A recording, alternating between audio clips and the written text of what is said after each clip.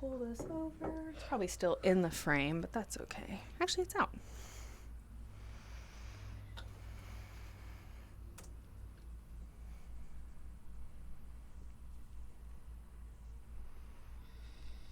Hello, hello, and hello. It is Corrina, your virtual health coach, and the lovely Julia Jarvis. Hi. We are so happy to be going live here with you, and I want to say a big thank you to all of you who are hanging out in the chat room, already waiting, getting excited for this chat. Yes. So for anyone who is maybe new to our live chats, this is a health and wellness Q&A. That means you can leave your questions down in the comments. If you leave some question marks at the beginning of your comment, it just makes us easier for us to see the questions amidst all the little chitter chatter that ends up happening. This is also a super chat, which means that you can leave a tip with your question that will actually bump your question up to the top, and it's the only way to make sure that you get a guaranteed answer.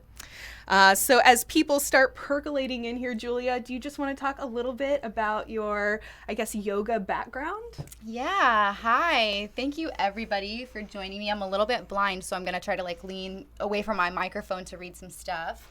But yeah, I am a 500-hour certified yoga teacher. My background has been mostly in treating mental health and working in rehab facilities around town.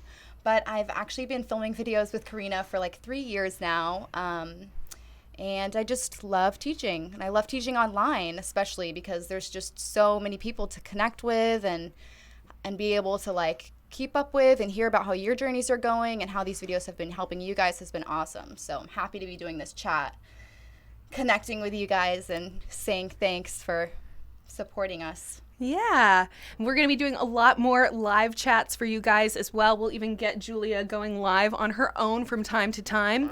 So we already have some questions piling in here. Joseph Hernandez is asking, what 3 stretches do you recommend to help with back flexibility? This is a good one because I actually, I teach all levels classes, and I feel like it's the most simple movements that are going to get you the furthest as far as flexibility goes. So I would say just a simple cat-cow, a down dog to get that elongation in the spine and stretch out that way and kind of release some tension from your low back. And then the cat-cow is going to keep you flexible in your upper back and your middle spine. And for the third one,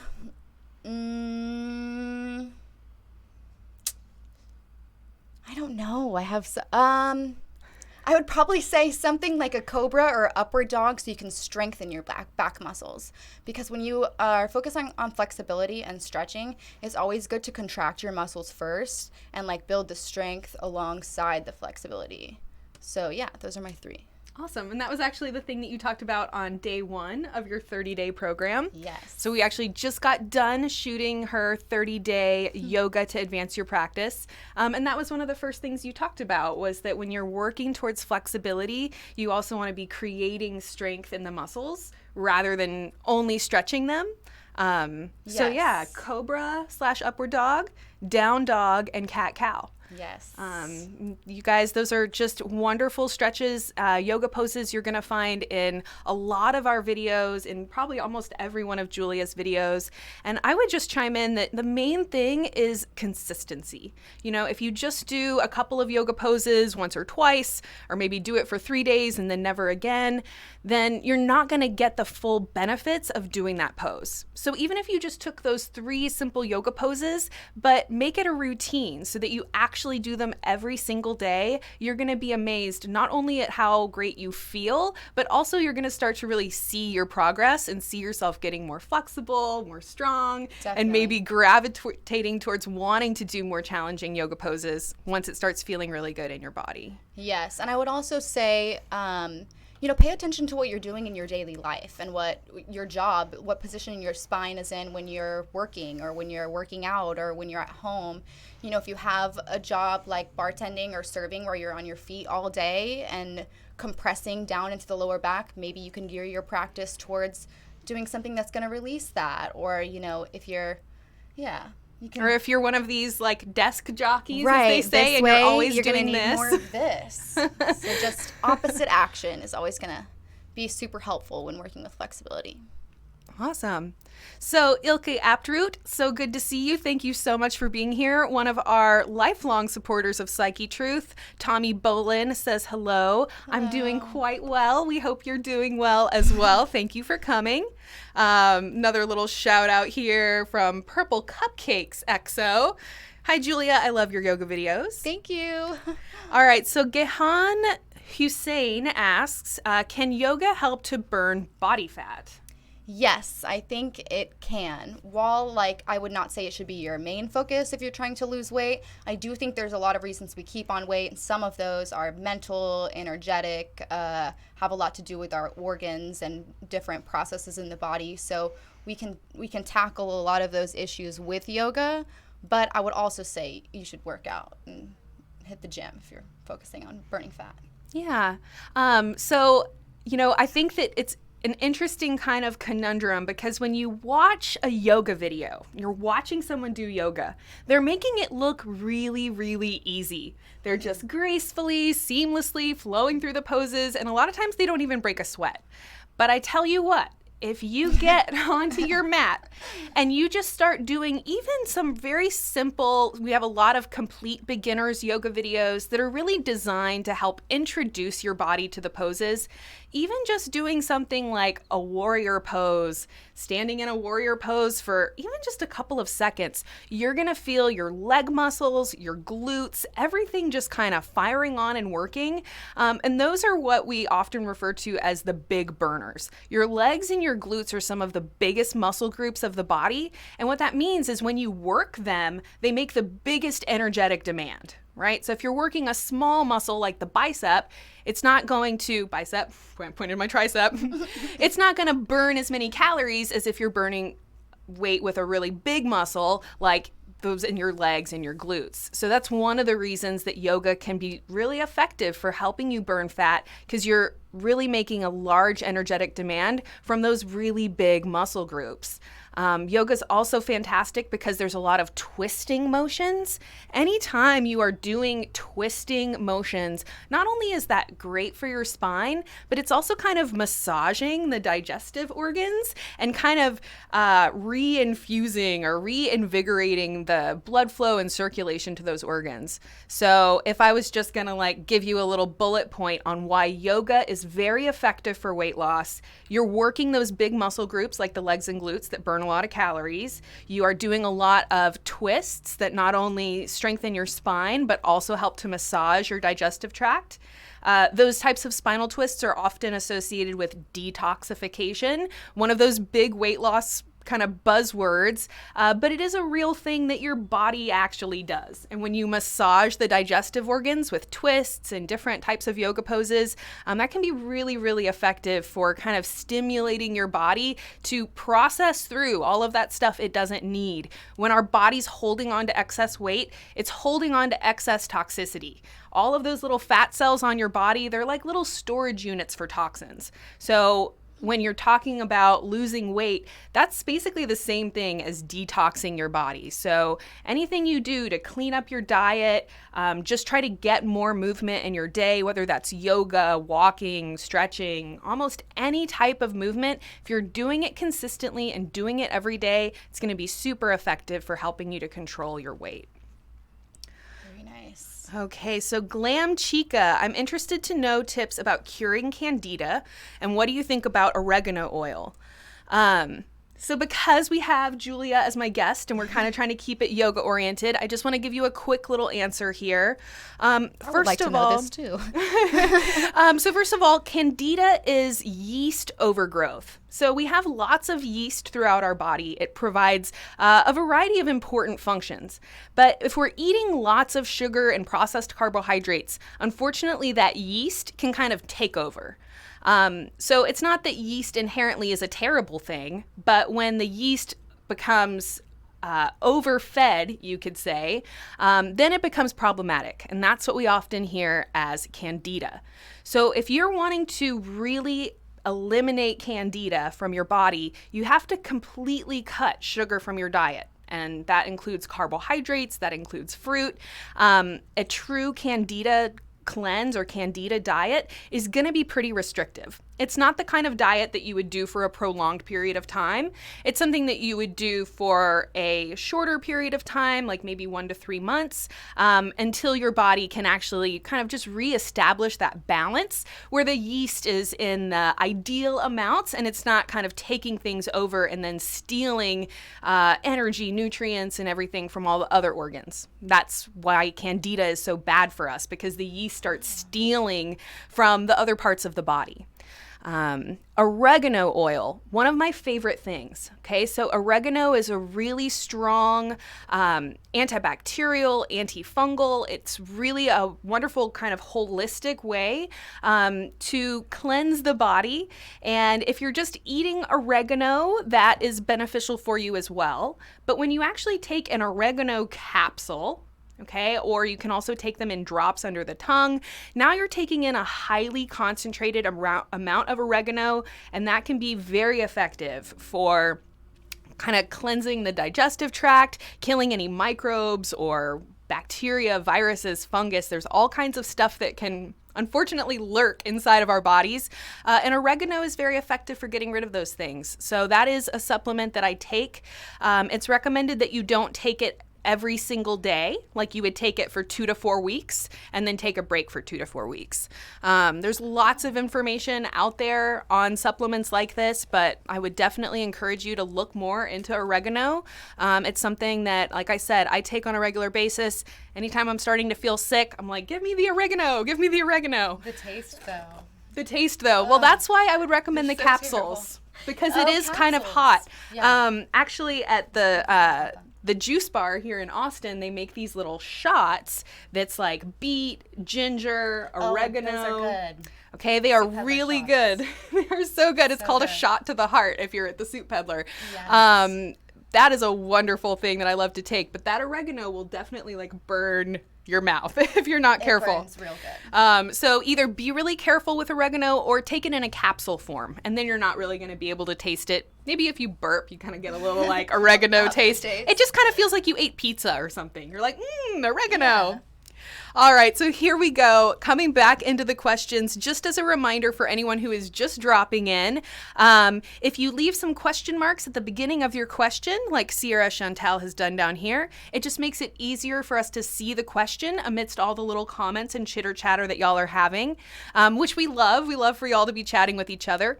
And then also this is a super chat, which means that if you leave a tip with your question, it will actually bump your question up to the top.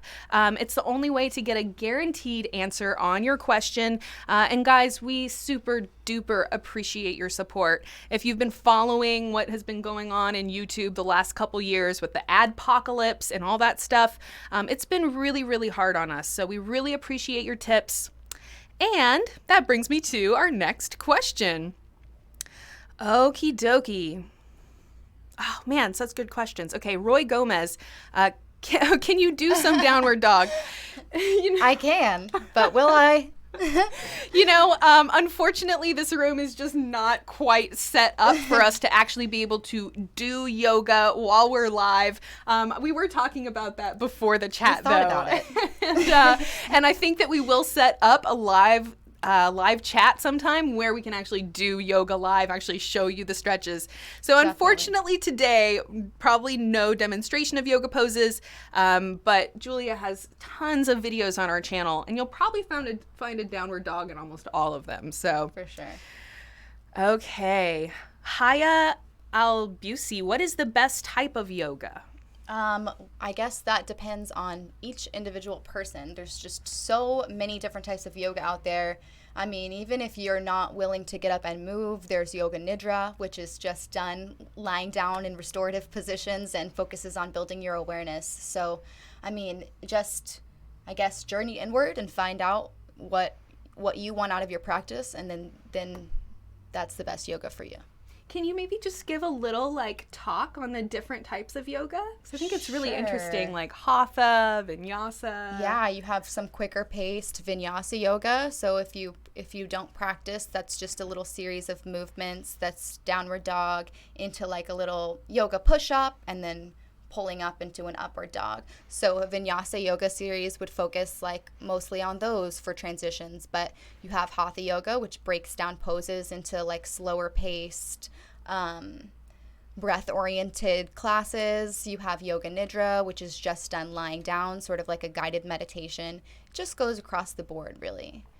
Yeah, I think it's really important to know that, the word yoga, it's like saying the word exercise. Like there's probably thousands, if not millions of different kinds of exercise. So it's like saying, hey, what's the best type of exercise? Well, you could say swimming is great because it's low impact.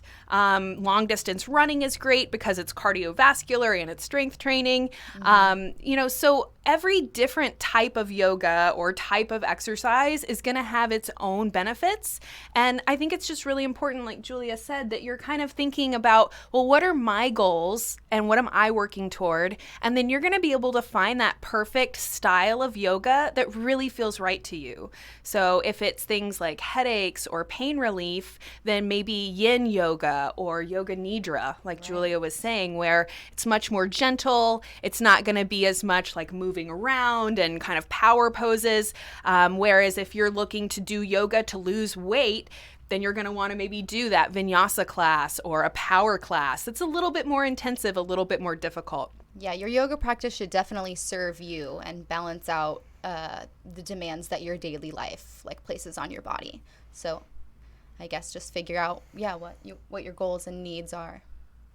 Cool. So Sierra Chantel is asking, my pelvic area hurts lately when I'm standing for long periods of time. What could that mean?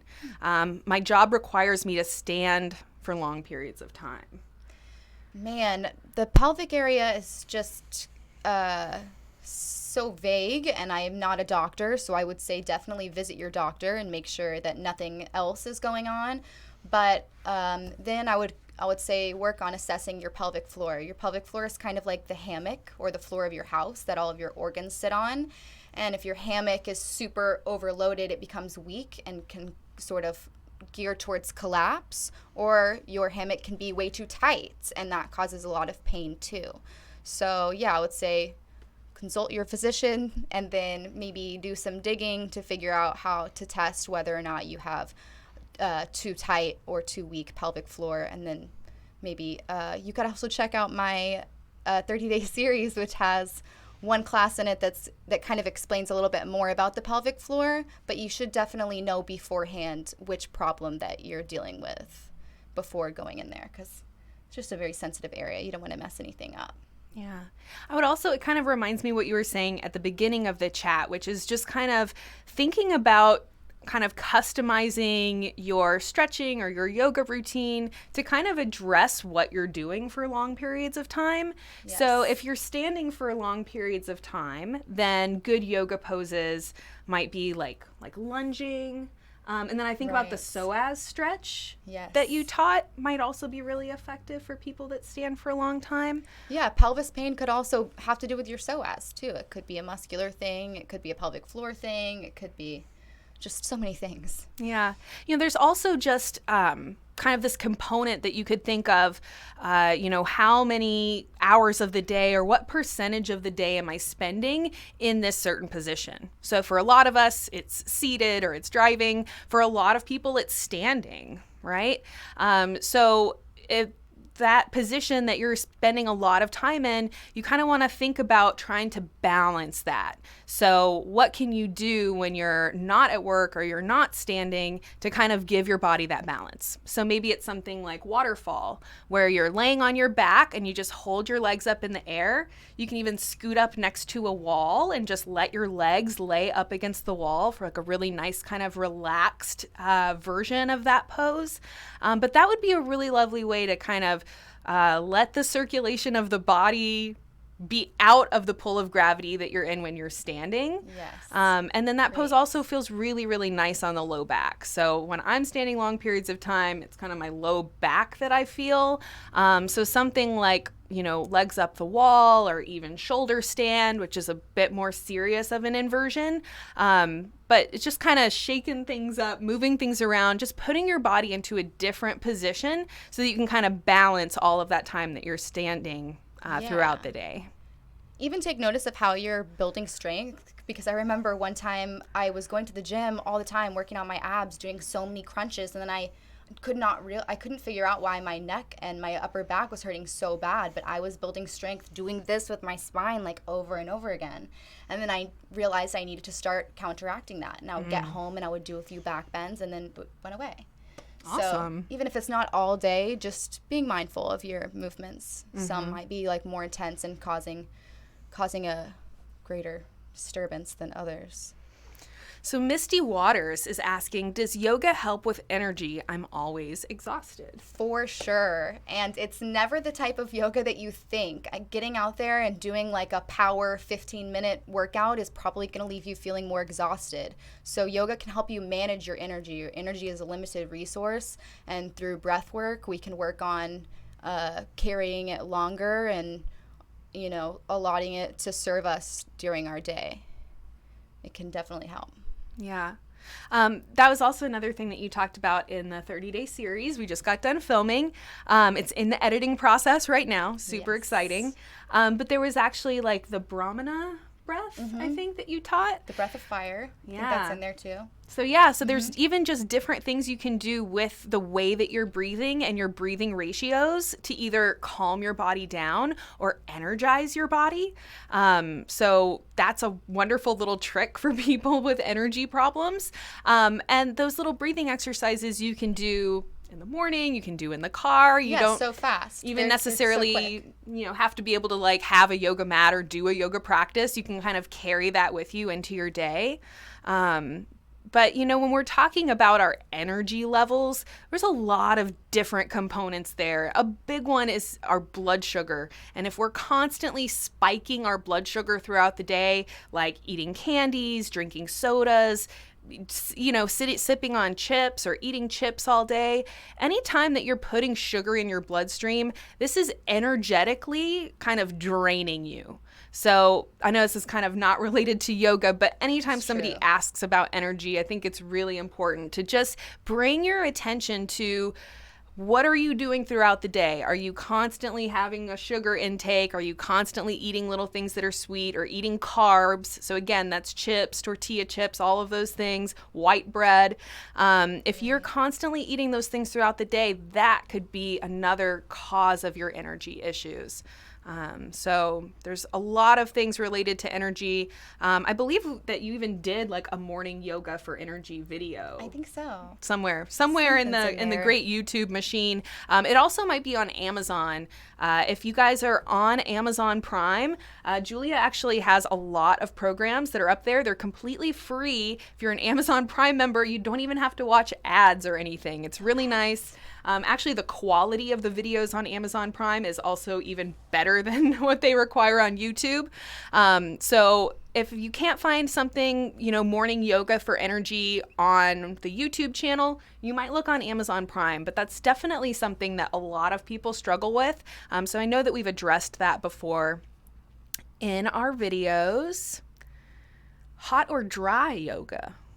Man, from a teaching perspective, I would definitely say I prefer dry yoga because there's just so many more injuries. You can really push yourself past your limitations during hot yoga because your muscles are so warm. And I guess for safety reasons, I would say dry yoga, but I also kind of love the hot yoga and I practice it sometimes too, so. Yeah, I think that, with hot yoga, you just need to be extra aware of your body. I'm someone who kind of runs really hot all the time anyways, so I've not gravitated towards doing hot yoga. I'm just like always hot, even in a regular yoga class.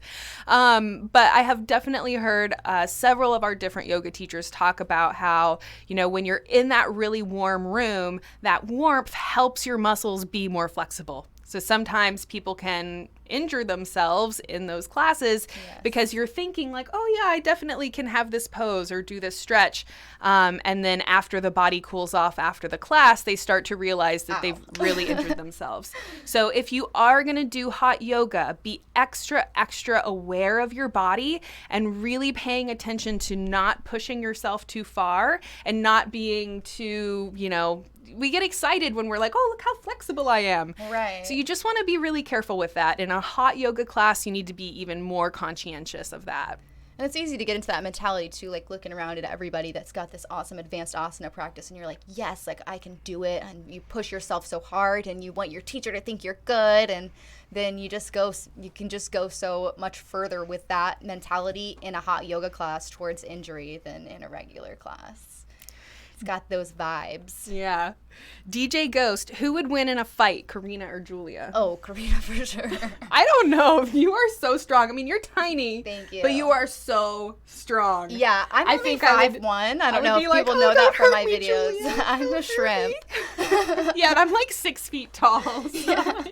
if we were to stand up could right take me now. out. But anyways, but what she maybe lacks in height compared to me, she makes up for in her like brute strength. Seriously. Thank you. I don't know. That would be a tough call. I don't want to fight you. I don't want to fight you either. But that's a cool question. I would actually love to hear y'all's input down here. If y'all want to chime in, who you think would win. Yeah. Let's see. Okay, so Ilka Aptroot, thank you so much. I saw your tip go by in here. Thank you so much for that. We do owe you an answer to a question, so if you have one, be sure to let us know. I know that you've been in a lot of chats over the years, so maybe all your questions are answered by now. Ooh. Okie dokie. So, Clashin for me. Okay. Interesting. I have really bad issues with my back from an injury in the Marine Corps. And I've noticed that every morning when I wake up, there's a sharp pain in my lower back right at the waist. Any stretches I can try? Could you maybe expand on what your issue is with your injury? Like what do you know what you injured maybe? And start there. Can they type back? Yeah.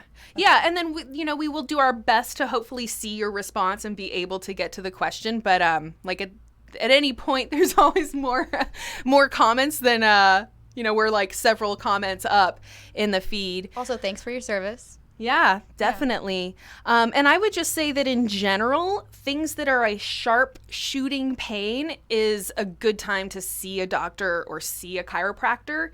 If you're having like dull, achy pain, or you're doing a certain move or stretch and you start to feel like a tightness or like sciatica, like a little bit of nervy pain, sometimes you don't need to see a doctor for that, but you can kind of tell what that is when it happens. Yeah. Or I think you can.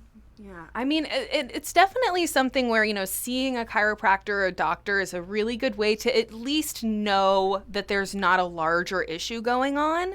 Mm-hmm. That area where the waist and the lumbar spine all kind of connect, I get a lot of pain right there too. It's like right kind of, at the top of the hip crest almost. And there's definitely some good yoga poses that kind of target that area. But it's also one of those things that if you're feeling sharp pain in that area, you want to be really careful, gentle, maybe even if you can find yoga therapy where you live and actually work one-on-one with a yoga teacher who's going to be able to customize something really specific to your body and what you're experiencing. Because you definitely don't want to make the problem worse, right, by doing a stretch that maybe isn't right for your body. So definitely if you want to leave us some more details down in the comments, hopefully we can give you some more information.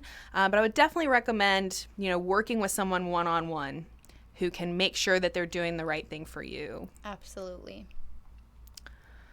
Let's see. Have you ever done a fast or intermittent fasting?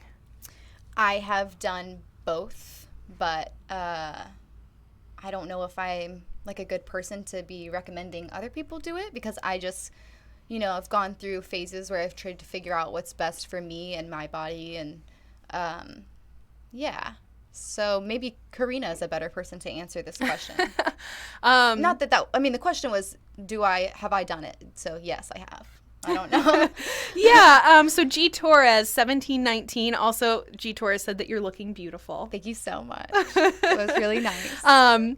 So yeah, if you want us to talk about fasting, let me know. We do have some other questions waiting down here, so I'm going to go ahead and go on. I currently don't, if that was the point of the question. I don't have any dietary restrictions right now. My main goal is to put on muscle. I have a really hard time keeping my weight on no matter how much I work out. So I don't do any fasting. I try to eat a lot, actually. Yeah. I drink a lot of milk. I don't know. That's so cute, actually. So Robert Gualtieri, love your channel. Thank you so much. Can yoga be used for building strength and sculpting? Absolutely, yes. I always love to tell people, like, if you didn't know, Arnold Schwarzenegger used to practice ballet, like, to train for all of his competitions, because you get that same, like, little micro movement that happens when you're focusing on, like, little tiny movements and moving your body that way. Same thing for yoga. Cool. So, yeah, it can definitely work. You can sculpt really well with that. Yeah. There's this kind of cool component when we're talking about sculpting our body. We have these fast twitch and slow twitch muscle fibers, and different actions will stimulate different ones. So obviously if you're doing like sprinting, fast movements, a vinyasa flow class where you're moving really quickly through lots of poses, you're kind of getting into those fast twitch muscle fibers. But then you also have this component where you can do a yoga practice where you're maybe holding poses for a significant period of time. And then as you're actually just holding something static or maybe even isometric, where maybe like you have a block. I think you showed this in your little block video that we posted a couple weeks ago on Psyche Truth. Like if you're in chair pose and hold a block between the thighs, you get this isometric contraction between the inner thigh muscles while you're there statically holding a pose. So those static holds are really, really effective for sculpting and really working into all of those little tiny stabilizer muscles that help us to feel strong and stable, as well as those bigger muscle groups, our hamstrings, our glutes, our triceps and biceps that we, kind of visually think about a lot. But there's all of these other muscles that are really important. And when you look at somebody who's super shredded and sculpted, they didn't get that way just from working the big muscle groups. Right? So a great thing about yoga is that because there's so much variety in the poses and the positions that you're putting the body in, it's a really kind of holistic way to work into all of those different muscle groups and get a really nice, like kind of full body sculpting type of effect. And like I said at the beginning of the chat, guys, when you're watching a yoga video and they're making it look so easy, and I'll see people comment, you can't lose weight doing this. This is not a good workout for weight loss. And I'm like, honey, try it. You will be dripping sweat in the first 2 minutes. They have been doing it for years. They just make it look so easy. And ballet is the same thing. Yeah, where for sure. You watch the ballerina and they're like, oh, that looks so easy. But honey, I think that actually ballet might be one of the most like physically demanding things that you have to do, because while you're doing it, you have to smile and you have to hold your hand all gracefully and, but it's that illusion of ease that's created when you're looking at someone doing it. But do it yourself, try it, follow along with the video, and you will be amazed. Yeah. What is that saying? There's nothing stronger than gracefulness. Yeah. Have you heard that? Or nothing as graceful as true strength. Yeah. Ooh, I like that. But yeah, definitely, just because it looks easy doesn't mean it is easy. Try it yourself and you will really be amazed. You'll be sore the next day. Even a very beginner's level yoga class, the first time you do it, you're going to feel it the next day. Yes. You're going to feel your muscles definitely getting stronger. Okay, so here's this Marine Corps injury comment coming in. So it says, I have a slight curve in the spine that developed and a couple discs had been fractured, but that's much higher and closer to my neck. Okay. My chiropractor recommends hamstring stretching, but I struggle to get a good stretch. Okay, I don't want to give too many recommendations here because it sounds super medical, so I would, like she said, try to find yourself a yoga therapist. But as far as stretching the hamstrings go, I do know that it's best to do it in a supine position. So try to stretch your hamstrings while you're laying down.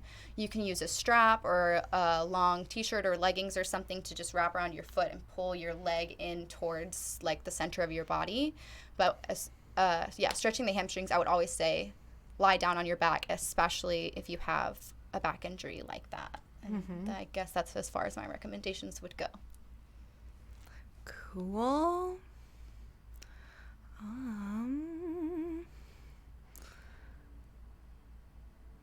Ratada Lifestyle Channel.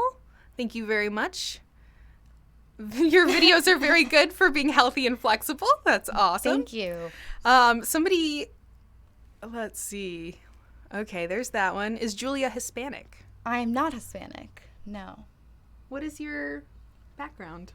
I think I'm like Irish and a couple of other things. The look of the Irish. Yeah. No, but I don't know. My dad has a super olive complexion. Everybody always asks me if I'm Hispanic. How interesting. Yeah. My half sibling is Hispanic. My sister. Love you. Love you, Marissa. Okay, Saeed Mahmood, I have a question. Have you reached the level of nirvana in your yoga practice? I don't think so. I mean, I think that's a very interesting question. I mean, I definitely think that there's, not a strong physical, guideline around like what is nirvana and how do you know when you achieved it. Right. Do you feel amazing? Is it temporary, Yeah. Do you feel amazing while you're practicing I feel yoga? amazing while I'm practicing. Yes. And I think I would say that you've reached nirvana in your yoga practice. Okay. Yeah.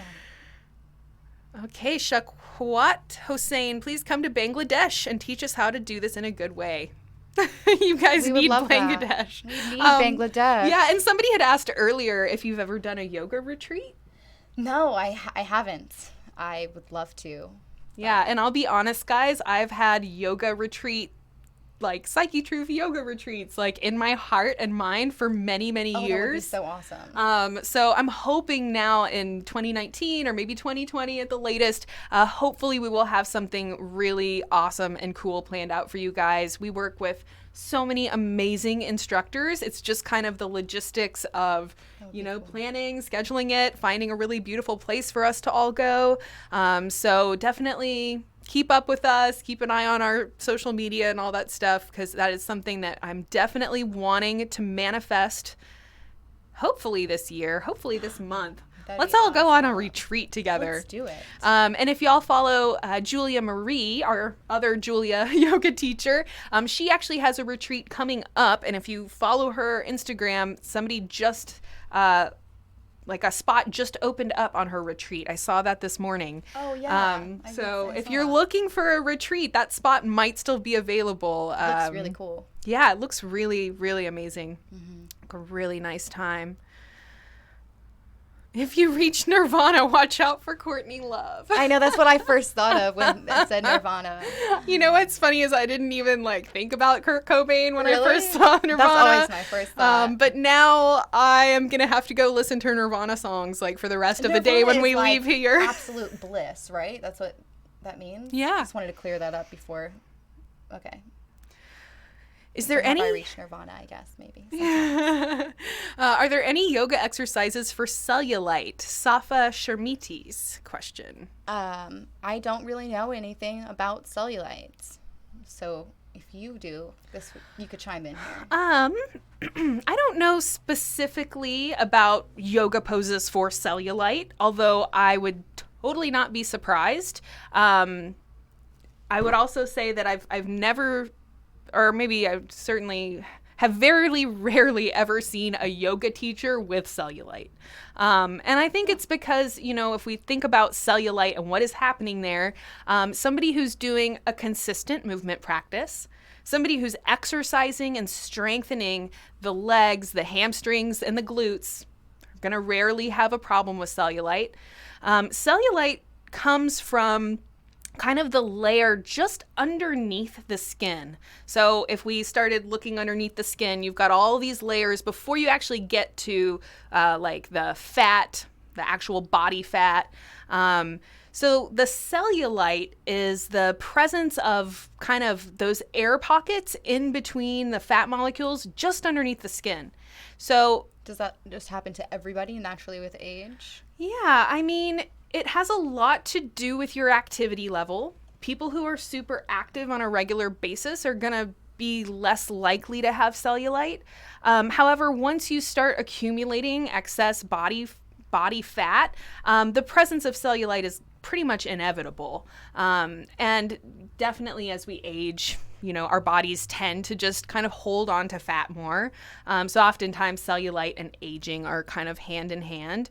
That's something I might have to look at, though, if there's specific poses that are kind of designed for that. I would say, do some warrior poses. Do some like standing balance poses like tree and warrior 3. Anything that's just kind of firing up your legs and glutes is going to be really, really effective for cellulite. And, we keep kind of saying this over and over, but consistency. If you just do it once or twice, you're probably not going to see a difference. But even if you did 5 minutes of yoga, but did it every day, you would be amazed at the results that you would start seeing in your body.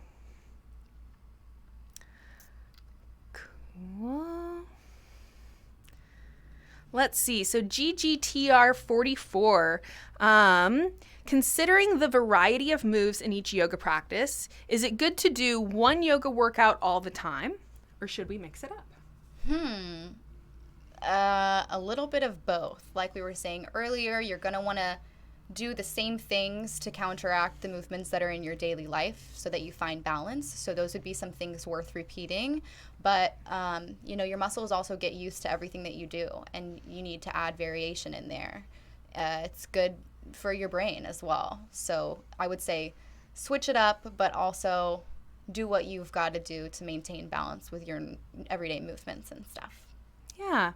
No, I really like that answer, and I totally agree. And there's things that I find myself kind of going back and doing all the time, or videos that I'll want to go back and do a lot, or maybe I'll do them so many times I kind of memorize it, and then I'll just start doing that little yoga sequence really frequently, maybe every day or even, twice a day, depending.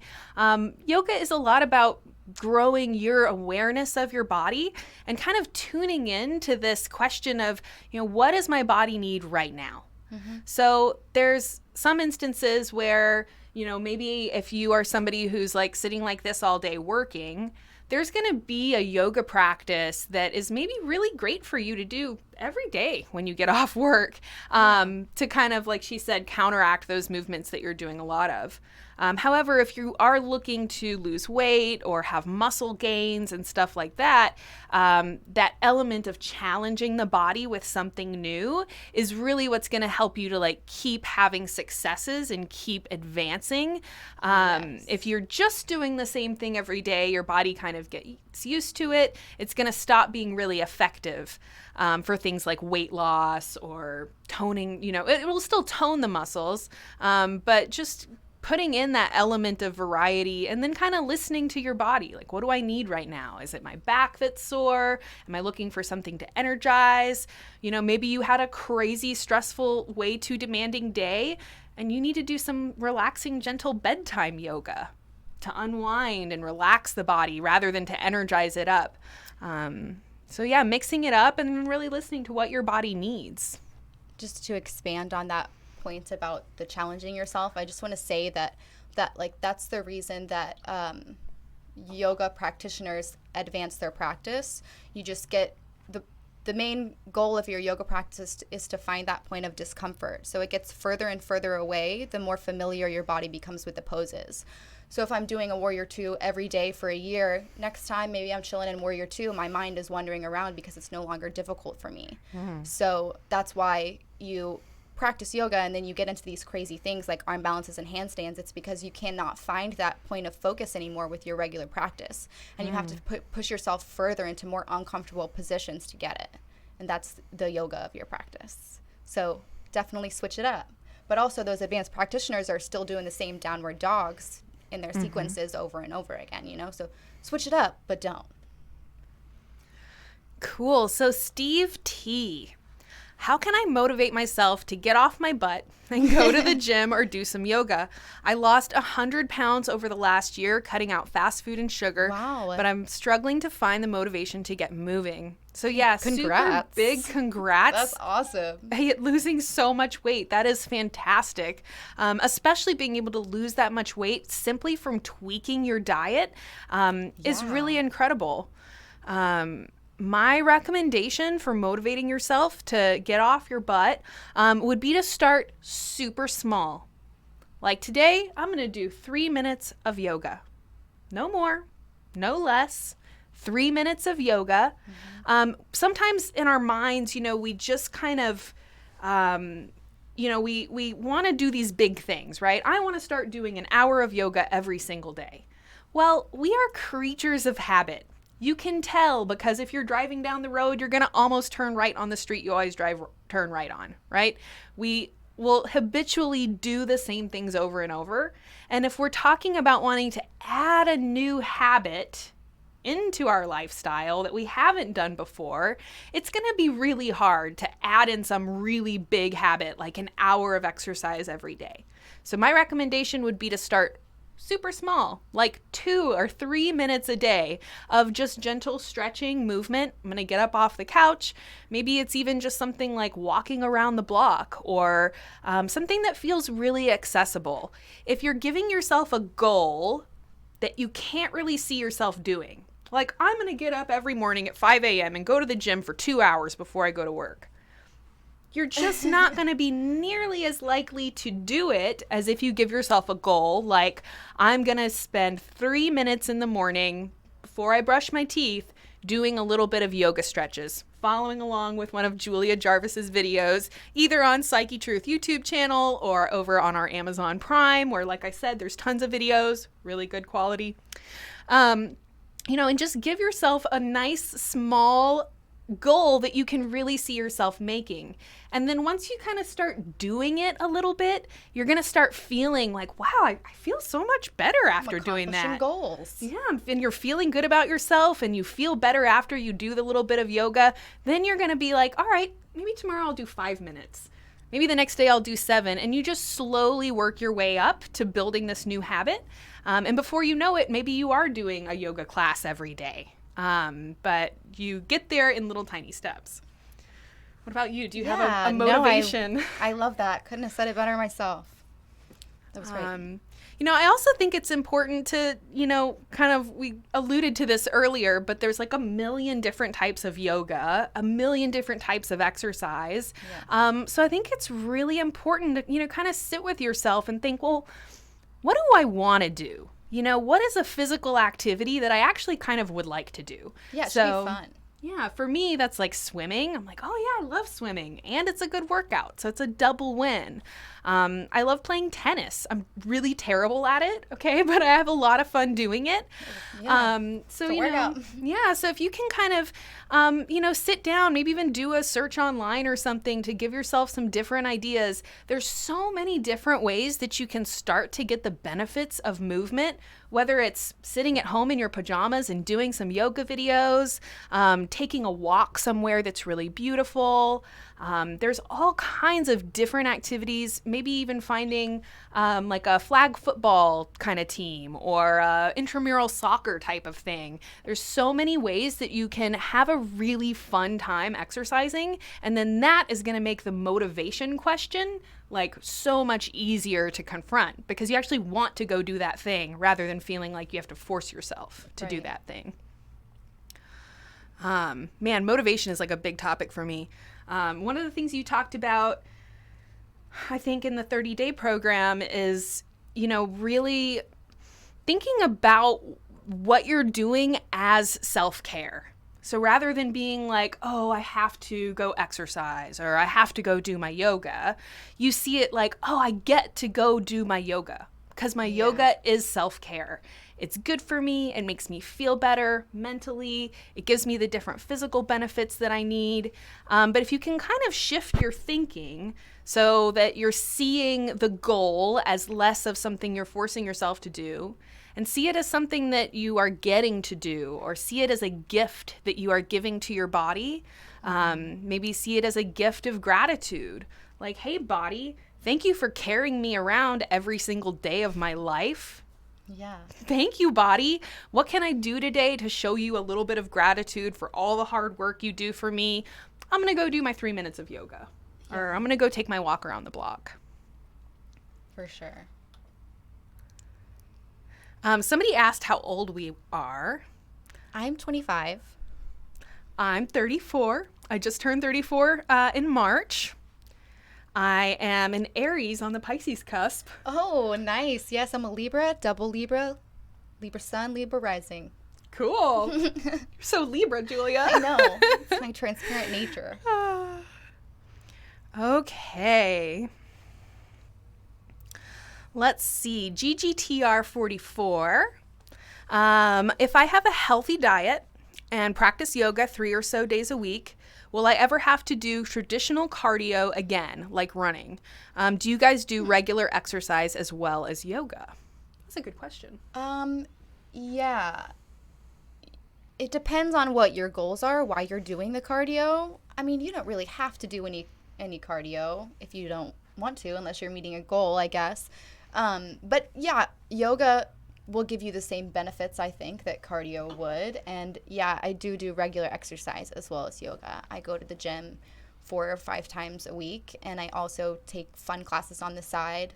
Like I'll go take a pole dancing class or something like that like gets me out of my head and moving around, and that's cardio for me too, I guess. So yeah, you don't have to do cardio. You could just have a yoga practice. I know plenty of people that do that, and they're so healthy and fit, and they love their practice. But I personally do additional exercise.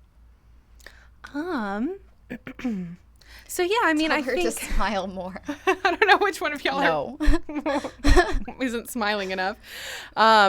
So I would just want to chime in and say that cardiovascular exercise, the main reason that we want to do cardio exercise is to strengthen our heart. So in the same way that we want to have strong hamstrings and have strong arms, and we want to have whatever, we want to be ripped, you really want your heart to be strong too. Yes. So just like every other muscle of the body, you use it or lose it. I'm not saying you're going to lose your heart, but the strength of the heart can definitely diminish. And if we're not doing a consistent cardiovascular exercise of some kind, then it can weaken the heart. We might end up with blood pressure problems and things like that. I think we touched on that in the 30-day series too, because we had Yeah. that moment where we're talking about heart rate variability and how you have a stronger heart if you can go from your sympathetic to parasympathetic nervous system quickly. That was in the vagus nerve class. Yes, yeah. So that's, yoga would help, I guess, with those same heart strength benefits. Yeah. And depending on the type of yoga you're doing, I think a lot of yoga is definitely giving you cardiovascular benefits. I know for me, even just doing like one of our kind of beginners yoga classes, like my heart is pumping, I start sweating, I'm getting like definitely a strong cardiovascular workout. The more that you are moving quickly and really making that energetic demand on your body so that your heart is pumping, and you can tell when your heart is pumping, right? Then you're getting those cardiovascular benefits. It doesn't necessarily have to be from running or there's just so many different ways to get a cardio workout. I know a lot of people who like their cardio workout is going dancing. And as long as you're not also drinking alcohol while you're doing your cardio dance workout, dancing is a great cardio exercise. So I would recommend that you just have that conscientiousness to do some kind of cardiovascular exercise. If your yoga practice is pretty up-paced and is really giving you an energetic demand, maybe you're getting that cardio from your yoga. But if you're doing a more gentle flow and you don't really get your heart pumping really strong in your yoga practice, you maybe want to have something in addition to that. But if you don't like running, then don't do it. You can definitely find an exercise that will give you those benefits and that hopefully you also really enjoy doing, like dancing as an example. Yeah. Let's see. Omar, 2019. My ladies. Do muscles hurt when you do stretches immediately when you wake up, even if you're doing it perfectly? I wouldn't say my muscles hurt, but a super fun fact is that your body actually grows fuzz while you're sleeping. So you can break apart this fuzz by stretching early in the morning, and then if you don't, it just becomes more and more solid over time. So it gets harder to break up, first thing when you get up in the morning. So the more you stretch, the less it should hurt when you are doing it first thing. Yeah. So yeah, definitely first thing in the morning, we're just tighter, and you have Yeah. that fuzz, I guess, that's actually forming between the muscles. It is solidifying your muscles. You can kind of feel that when you wake up, right? And we feel like real tight and, sometimes kind of creaky in the morning. Yeah. So there are a lot of different types of yoga videos or yoga classes that you could go to. We've made a lot of videos that are called like gentle morning stretch or gentle Yes. stretches for beginners. Something like that is going to definitely be probably more safe for you to do if you're not feeling super flexible in the morning. I'm also a huge advocate for dynamic stretching and not static stretching. So first thing in the morning, like, yes, I'm doing my downward dog and child's pose, but I'm moving like pretty steadily back and forth between the two and between the other movements that I'm doing, so I can get that blood flow sent to the muscles before I spend some serious time like stretching out in a static position. Cool. Yeah, and that's such an important point.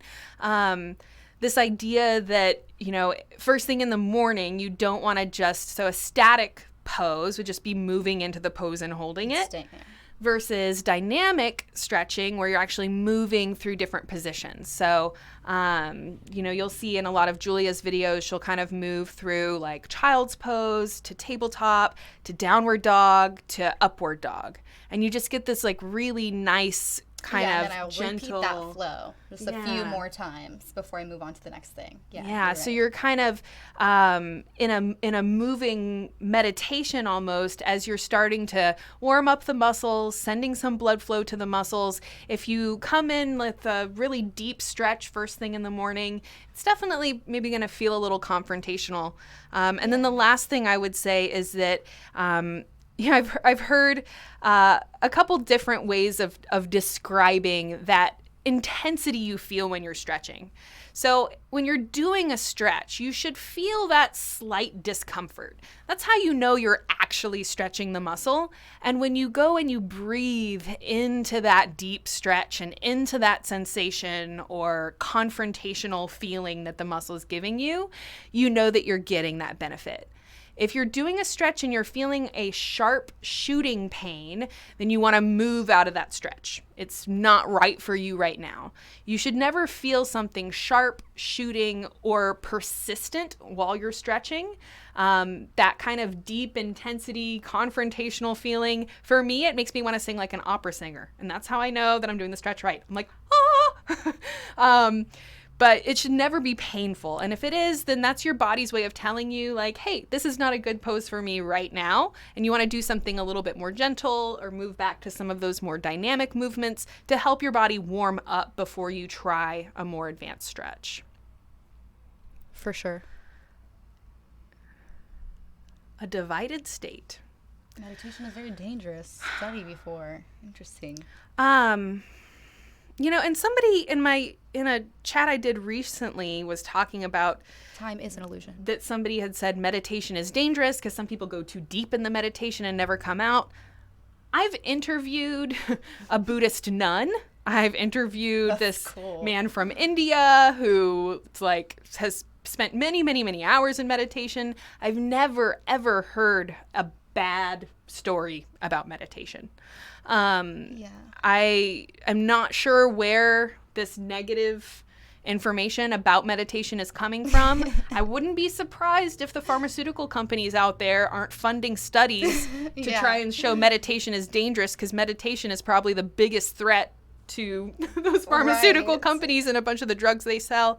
But, guys out there, if you're like, oh, I don't know if I should meditate. Is it dangerous? Am I going to get stuck in a meditative state? No, don't worry about that. There are people out there who literally meditate for 20 hours a day, and it's like super intensive, and they'll still do it for the rest of their lives, and they're dedicated to it because of how good it makes them feel. So I really don't think that we should be afraid of meditation. If you are feeling nervous about it, maybe start with a guided meditation. We have a lot of those on our channel. We have a lot on the Yoga Plus app as well. That's a good way to do something where you have someone else that's kind of walking you through what you should be feeling and helping you to just practice focusing your attention on something. So the whole idea of meditation is not to think of nothing, but to kind of practice putting our focus onto something and just being aware of the distractions that come up, and then making that decision to put our focus back on our breath or on the meditation that the person is leading. Yeah. Or sometimes you have an object of meditation that you're meditating on. And it's really just this practice of kind of sharpening your ability to focus and prevent your mind from being chaotic and distracted. So it's not about clearing your mind and thinking of nothing. It's like the same way you want to have strong arms or strong abs, you want to have this strong ability to focus your attention on things. And that's beneficial whether it's why we can't fall asleep at night because our mind is just going a million miles a minute and we can't focus it in on something to calm it down, or we're trying to get stuff done at work and we're just ineffective and we can't get stuff done because we can't focus. And then it's also something that you're working on in your yoga practice because you're focusing on what you're doing with your body, you're focusing on what you're doing with your breath and really kind of tuning inward rather than having your attention on all of these millions of other things, which is basically how we spend most of our day. We're like multitasking, and we're doing this thing, and then we're like also thinking this other thing in the back. Yeah. So I would say that meditation has nothing but benefits, and you should not be afraid of meditation. Yeah.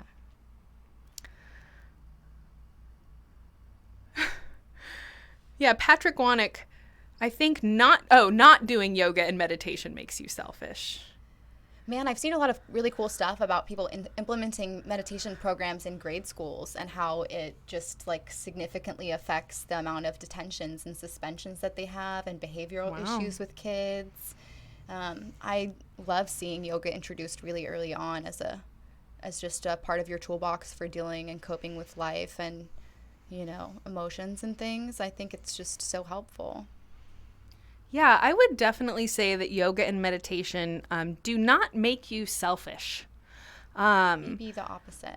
I think that it's the opposite. I do think that self-care is not selfish. It's definitely in everybody's best interest, and you want to take care of yourself to make sure that, you know, you can do right by others and show up as the very best version of yourself in all areas of your life and give people 110%. You know, that self-care is necessary to make those big moves that you want to make in your life. Yeah.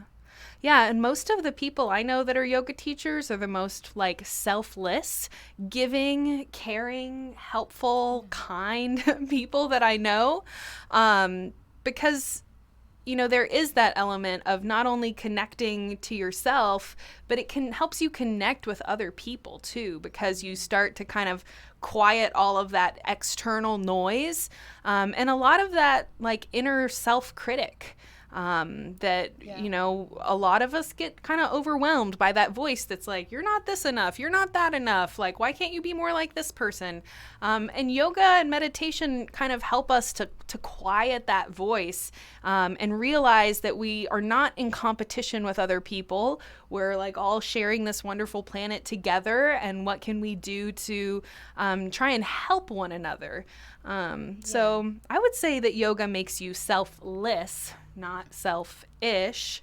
So but that said, you know, there's probably selfish people out there who also do yoga, but it probably wasn't the yoga that made them selfish. Right. They just, you know, maybe this happens to be a coincidence.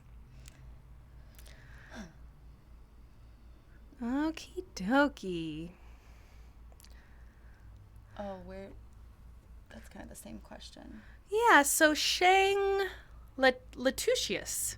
As someone who loves working out, what's a good way to get over the small but pesky hurdle of going back into it, other than starting small? Oh, wait, you're basically answering it. Okay, so I guess it kind of sounds the same. You left the question while we were talking about it. Okay. So other than starting small, I know that probably a lot of y'all were in here, but in case somebody wasn't, somebody had asked about motivation and how do I get motivated to start doing yoga or whatever. And I said, just give yourself really small goals, like 3 minutes a day. Very attainable goals. Yeah, small attainable goals. Get an accountability buddy. Yeah. I love, like, I'll tell my friends what goals I want to have, or my boyfriend or something, and they'll help me make sure that I reach them, or, you know, get a gym buddy or a workout buddy. And Yeah.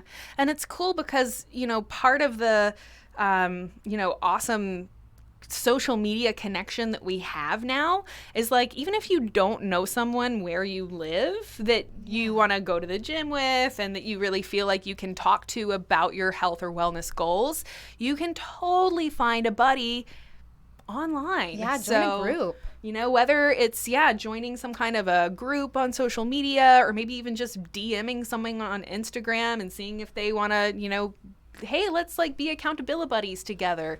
Yes.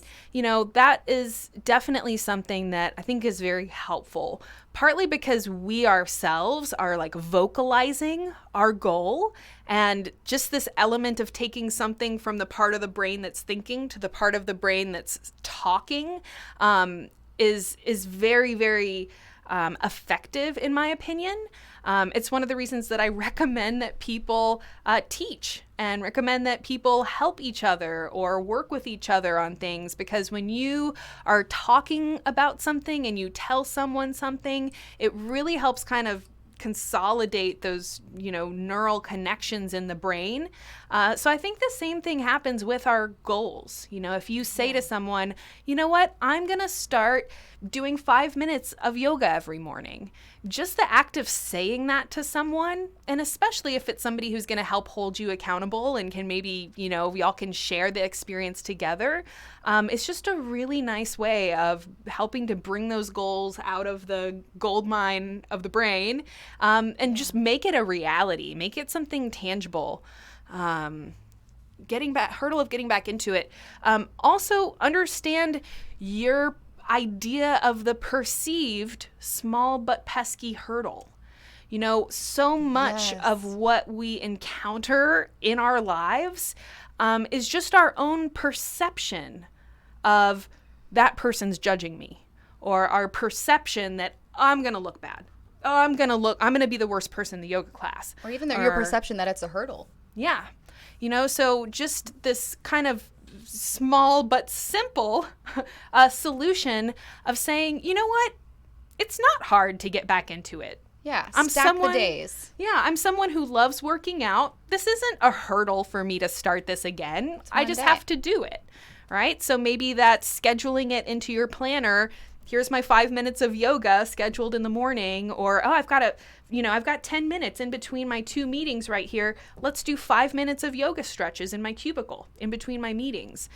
Just something about, making that decision to do it and then not letting yourself kind of overthink it. Not letting yourself get into that, but it's so hard, and how do I get back into it, and how do I get back on the horse? Right, or my goals are so far away. I'm like so far away from where I want to be. You can't be like thinking, because then it becomes so much more overwhelming. Yeah. Yeah, a lot of the overwhelm that we feel, like we kind of inflict on ourselves. Mm-hmm. So life is overwhelming enough on its own.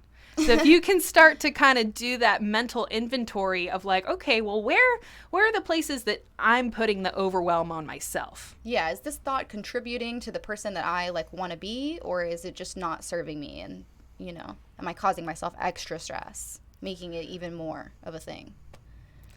So Matthew Wong Song, Julia, where did you learn to become a yoga instructor, and how long did it take? What was that experience like?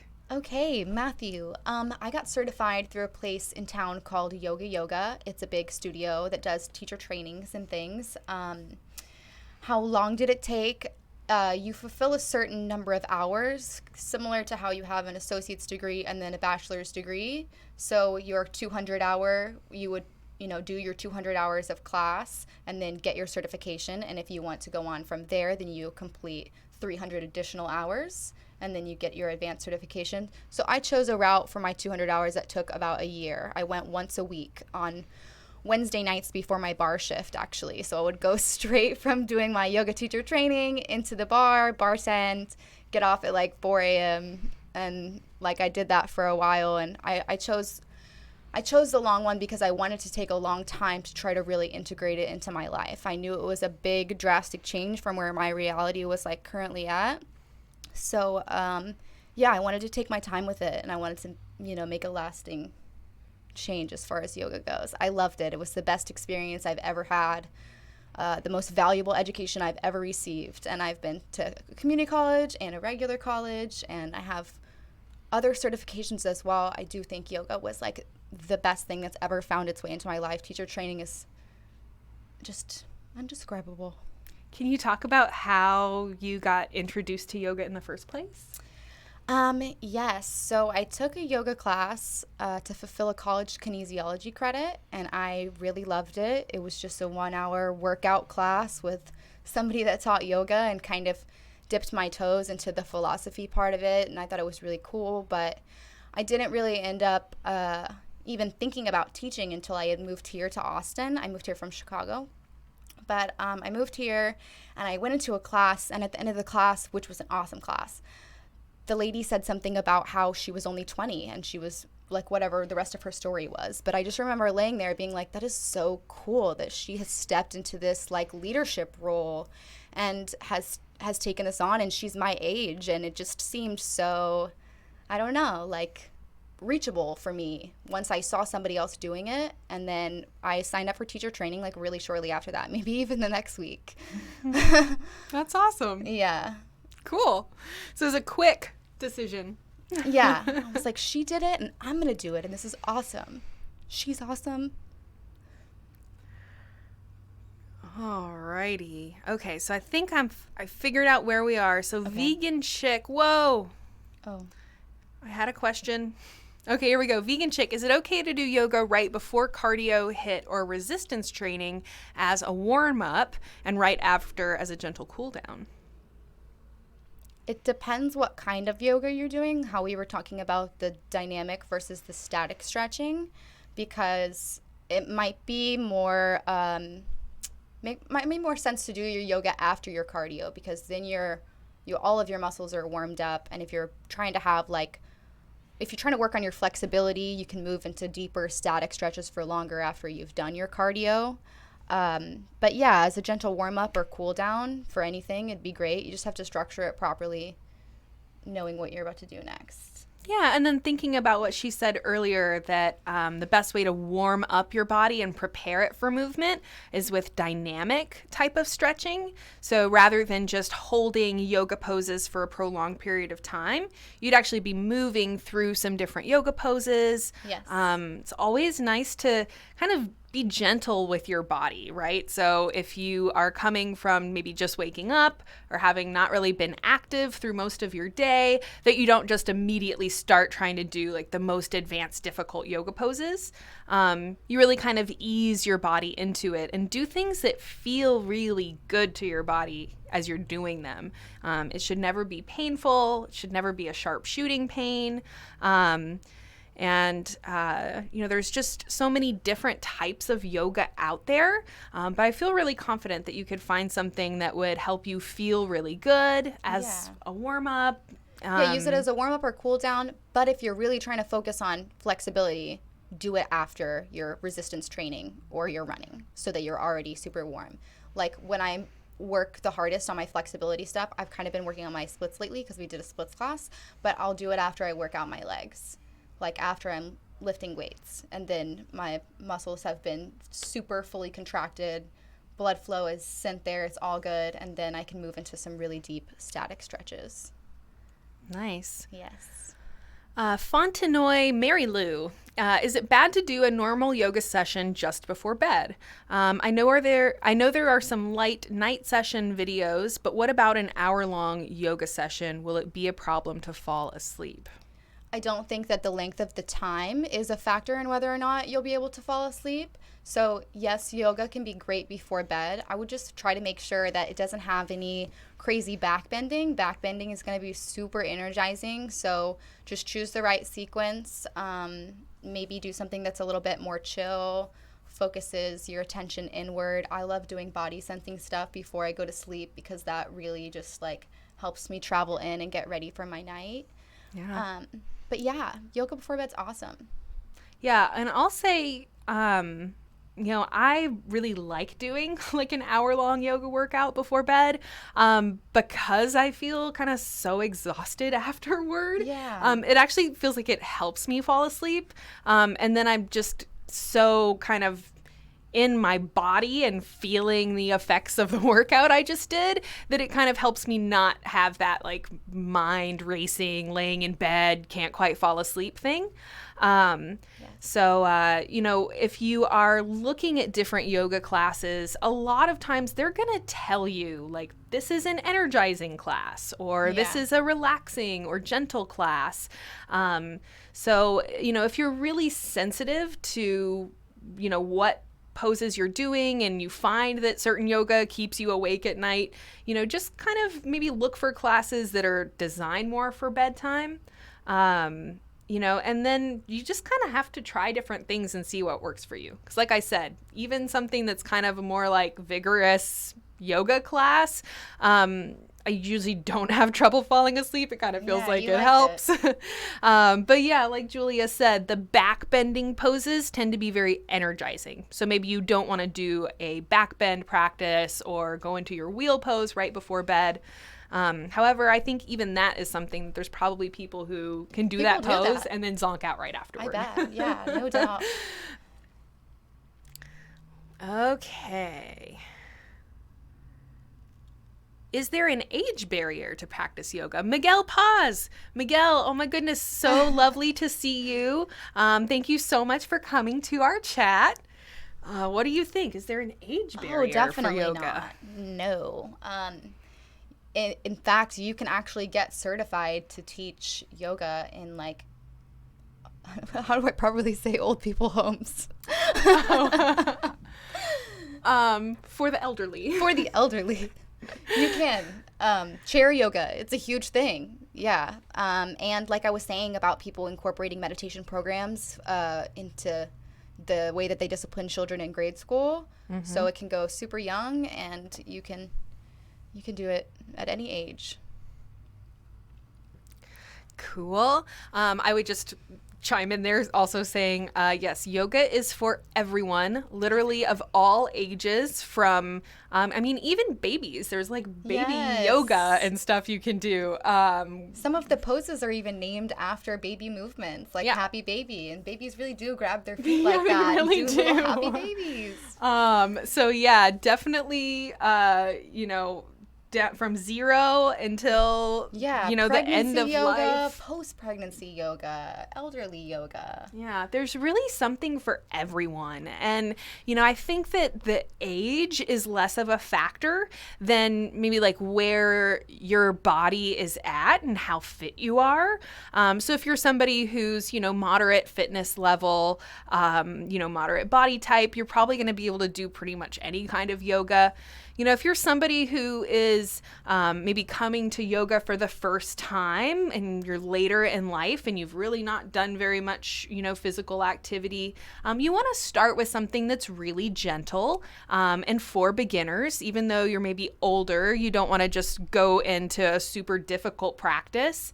And then like Julia said, there's chair yoga. There's all kinds of great kind of modifications. So if you do have some kind of physical limitation, somebody had talked earlier about, people that have sensitive knees.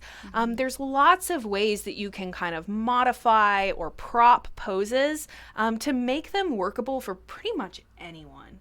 So I would say do not let yourself have any barrier to doing yoga or trying yoga, and just know that there's so much out there. It's like if someone was like, oh man, I hate mustard, and you were like, oh man, you hate food. Like, no, you don't hate all food. You just hate this one certain type of food, which is mustard. But guess what? There's like billions of other things that you could be eating. Right. So even if you try one yoga video or one yoga class and maybe it doesn't feel right or it felt like it was too challenging, like no problem. It doesn't mean that yoga isn't for you. It just means that maybe you weren't quite ready for that certain type of practice, or maybe you want to experiment with something like yin yoga or chair yoga that's going to be a little bit more gentle and accessible. But yoga is for everyone. I wholeheartedly believe that. Me too. It really is just linking your body and breath up, just your body is made to move, everybody's, even if it's just small movements.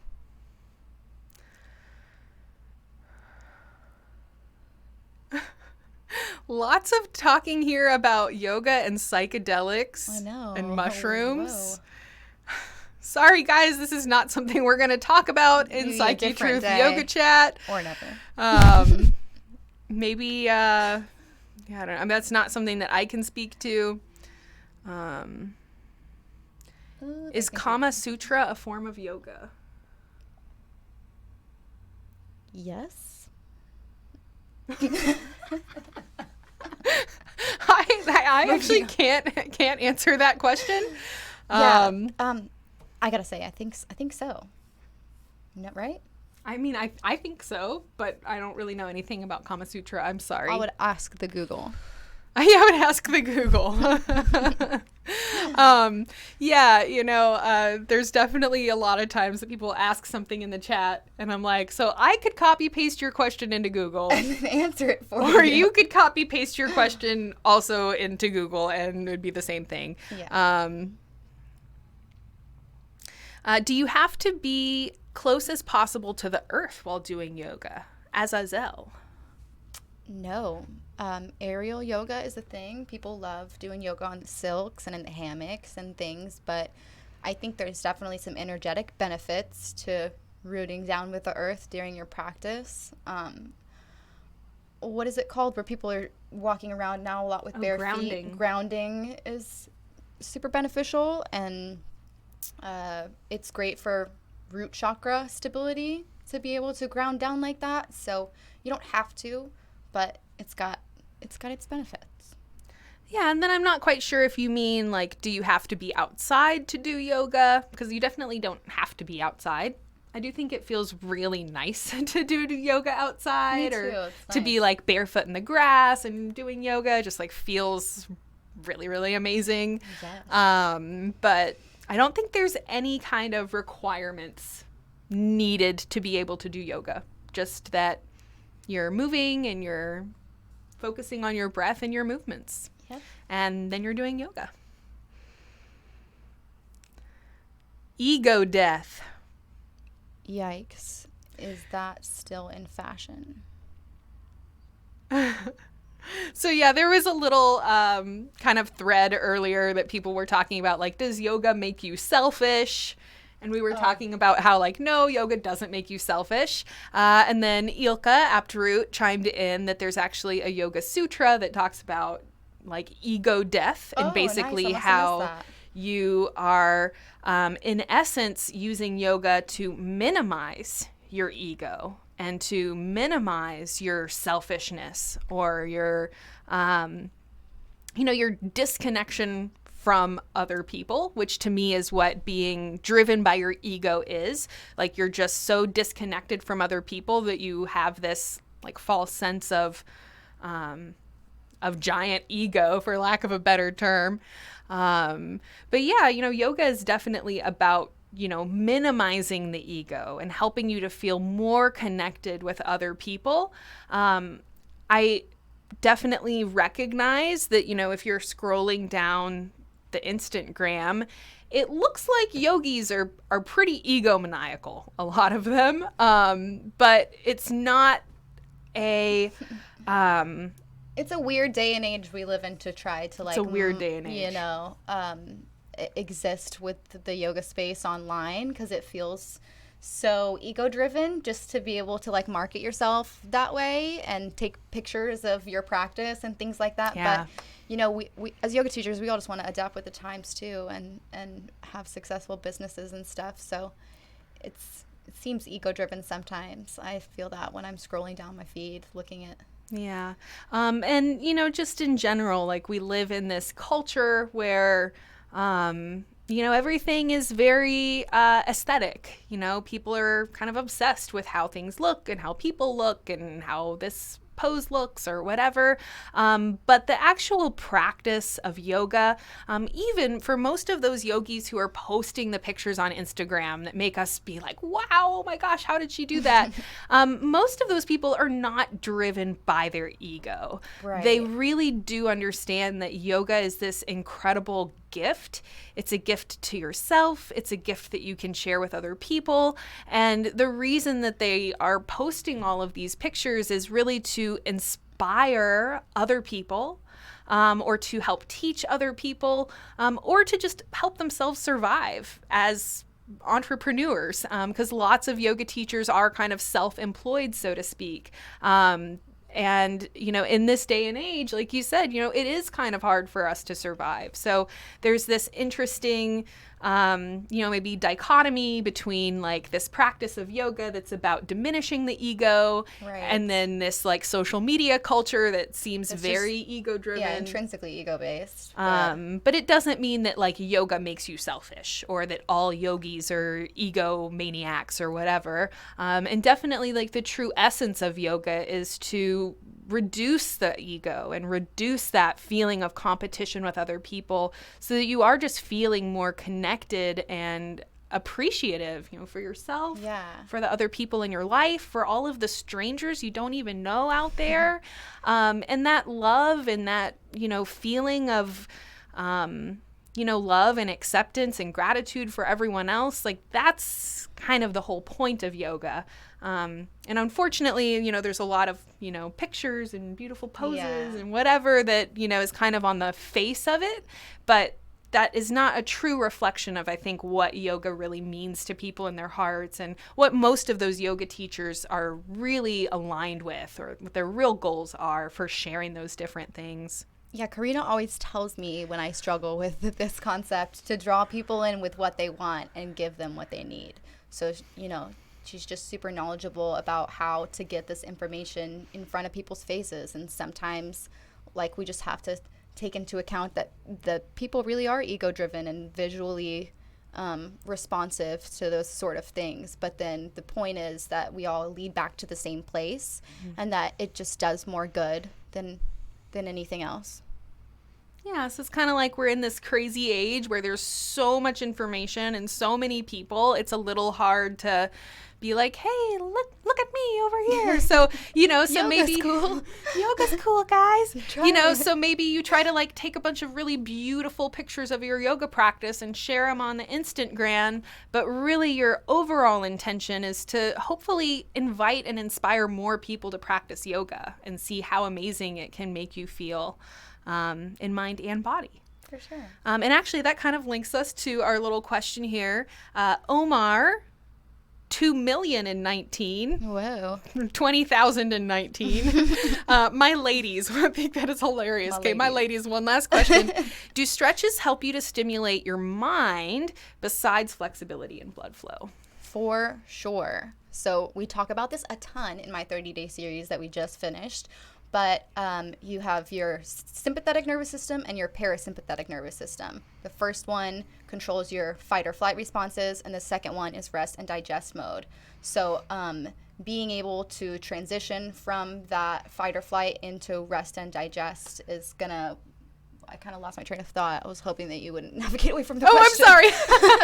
It started like bumping, and then someone's like Fortnite yoga, and I'm like, what? But I'm trying to find the question. But yeah, the benefits of the mind. Oh, yes. That we get from doing yoga. Yeah. So that is going to be super helpful because you are retraining yourself to respond to stress in a healthy way. You're intentionally stressing your body out, and then you're choosing to breathe through it. So you are creating new neural pathways in your brain about stressful situations and how your body is going to react to that. So crazy mental benefits. So awesome. Yeah. Yes. A big part of like our stress in our daily life is kind of this reaction of the body. So like she's saying, that sympathetic nervous system, that fight or flight response, that whole response, the whole reason it's there is for survival, right? Yeah, caveman day survival. You got to kind of think about the body, but then, if you're just thinking about the body in terms of like the current culture that we live in, it can seem really confusing. Like, why is my body holding on to all of this excess weight? Why is my body constantly giving me the stress response all the time?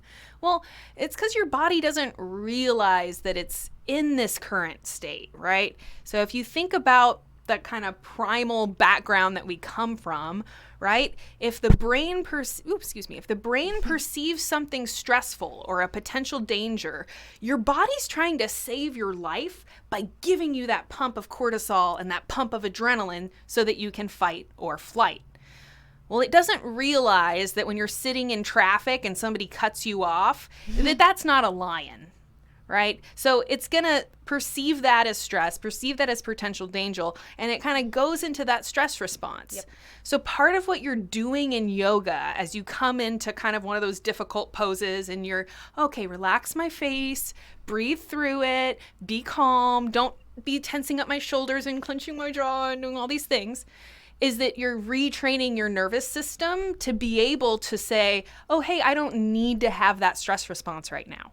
This is okay, yeah. Yeah, and then suddenly that ability of your mind and your kind of subconscious to communicate with your nervous system and tell it to not go into full stress response mode comes in handy all throughout your life. Whether you're sitting in traffic, stressful situations at work, arguments with people that you may have, there's so many times all throughout our day that stress response can trigger. And if we're not paying attention to it, that stress response is just going to trigger over and over and over. And a lot of us are kind of living in that stress response like all the time. And we're feeling anxiety and we're feeling stress and we go to lay in bed at night and we can't fall asleep. And all of this kind of stems back to the fact that your sympathetic nervous system is like freaking Bluto, right? And your parasympathetic nervous system, your rest and digest, is like olive oil, right? So you've just kind of overpowered the stress response and your restful state is just really weak. Your body doesn't know how to enter that state easily. So that's like kind of what we're learning in yoga is like, hey, let's help strengthen that part of the nervous system that's rest, digest, repair, burn fat. Okay, the rest and digest nervous system is also where your body burns fat. So a lot of people are like, I work out all the time. Why am I not losing weight? Well, it's because you're always in that stress state. So man, mental benefits of yoga, I could go on for like days on that. But there's just so many mental effects. And that was just like one little tiny piece that we were just going into there. But the vegan chick had answered, or had asked, thank you for answering my question. Another question is, what is your best nutritional advice? So interestingly, actually, like I would kind of say, even though it's not nutrition, that concept of working with your body and noticing when you start feeling that stress response come up, and then having a little toolbox of things you can do to help calm that response and tell your body like, hey, it's okay. There's no bears, there's no lions. You don't have to run from them right now. Let's go back to the relaxed state. Even though that's not a nutrition thing, I think that's maybe like one of the most important just kind of health advices that I could give anyone. For sure. Ooh, snap, free it up. I wish I knew that was in response to. Okay, more yoga and psychedelics conversation going on. Balint Fodor. I've been stretching for splits regularly, 2 to 4 times a week for 2 years, and I'm still not getting them. I don't seem to improve any further. Am I too old for it? I'm 32. Hey, you're younger than me, honey. I'm 34. I don't think you're too old for it, but there are definitely some bodies that fit into the splits more easily than others. Like, I have a friend who has barely ever practiced yoga. She's maybe been to 2 classes, and she can full go into the splits, king pigeon, like things that I've been working on for years. My body is just not made that way. So, yeah, I mean, could you get there? Probably. Is it healthy? I don't know. That would be another, maybe see a yoga therapist thing. Maybe it has to do with your pelvic alignment or an injury or something like that. Mm-hmm. Yeah. Yeah, and then I don't remember what day it was, but it was one of the days in the last week of the 30-day program, and this was something that Julia just came right out and talked about. Mm-hmm. You know, a lot of times we are looking at what a yoga practice looks like based on what we see on social media and stuff like that.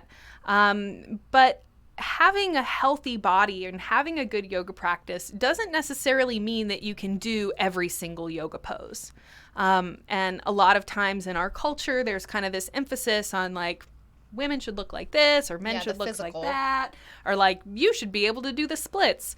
Well, like she said, that's really not realistic for everyone. And just because lots of people can do the splits doesn't mean that every person's body should be able to do that pose.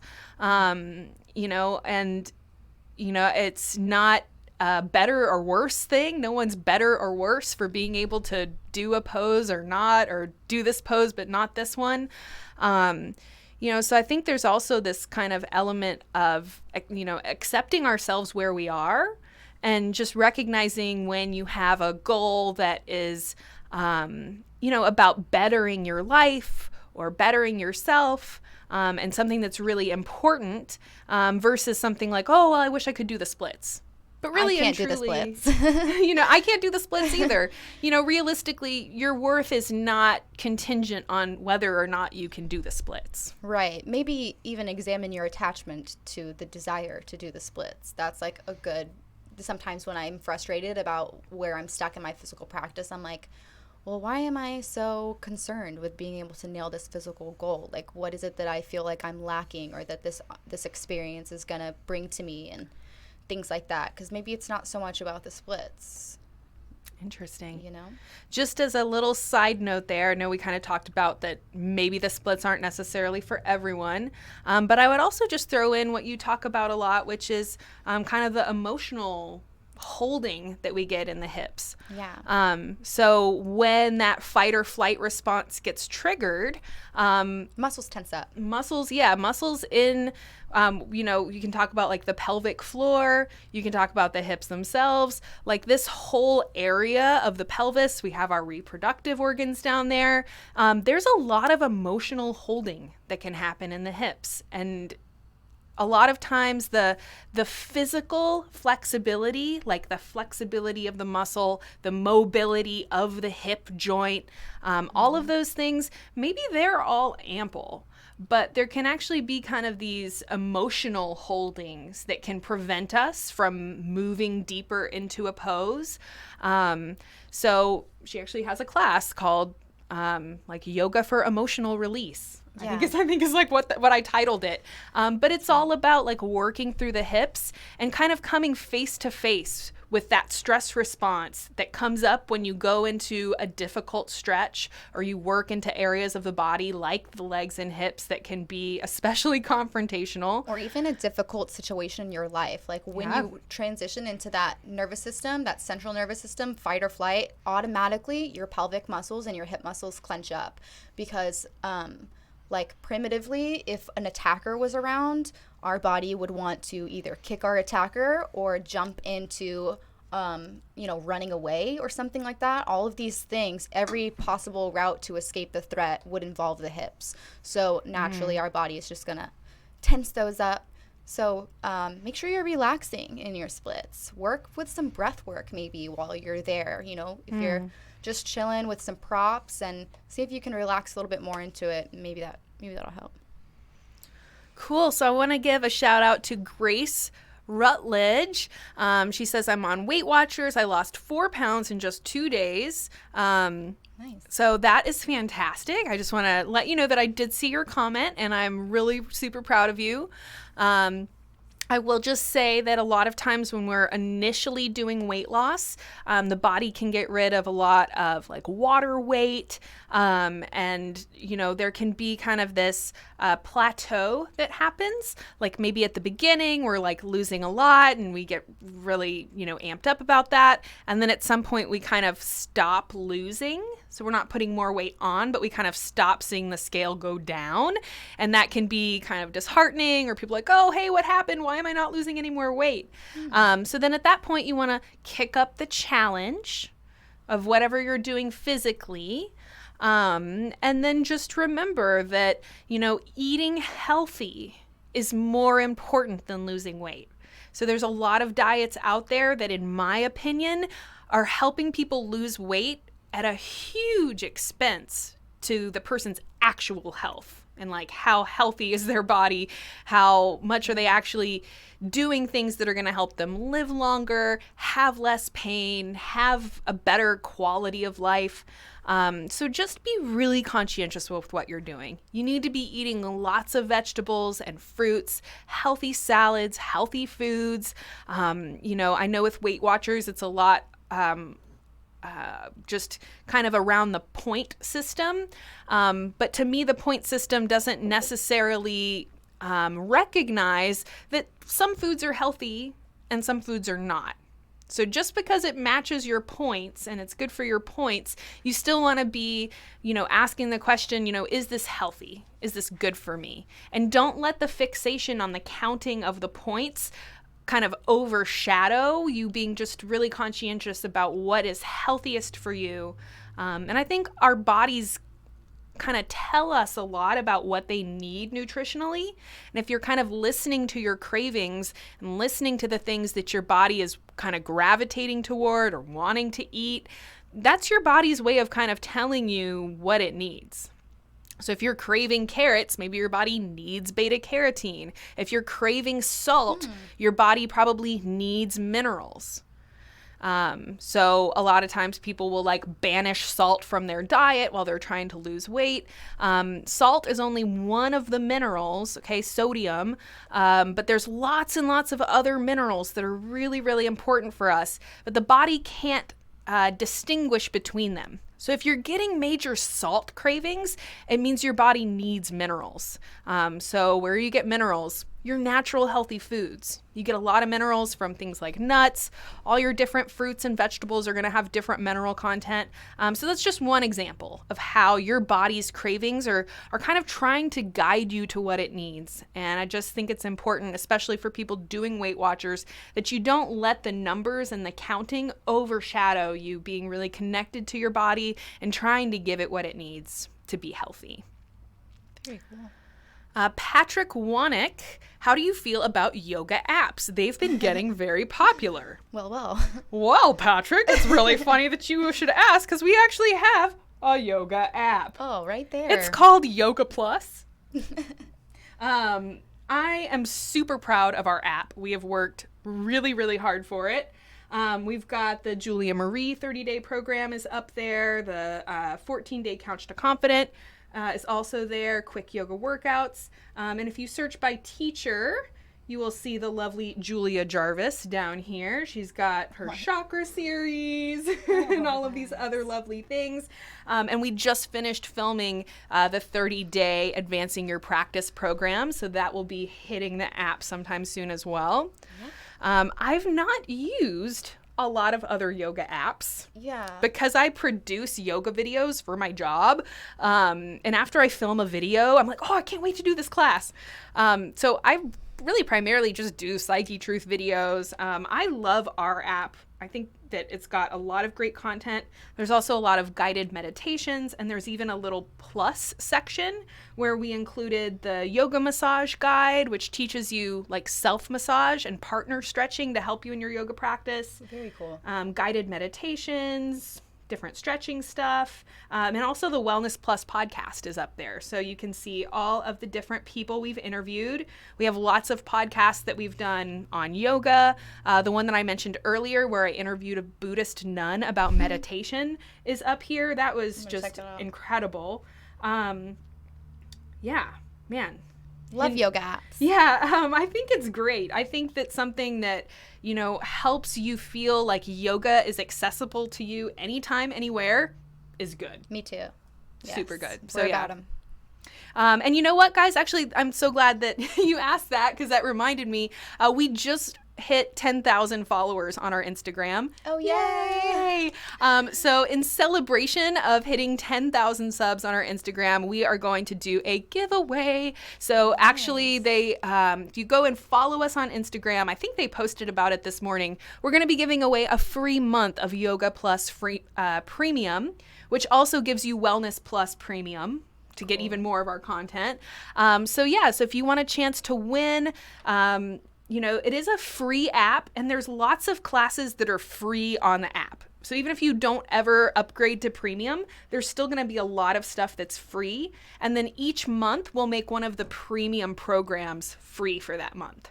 So there's always lots of free content on there. But if you want a chance to check out the premium Yoga Plus experience where you get access to everything, just head over to our Instagram. We will be giving away at least one membership, if not two, to some of our lucky Instagram followers as a big thank you for helping us reach 10,000. Yay! Whoa! Congrats. Shirley Way Fierce. Is there any way to feel less stressed? Yoga.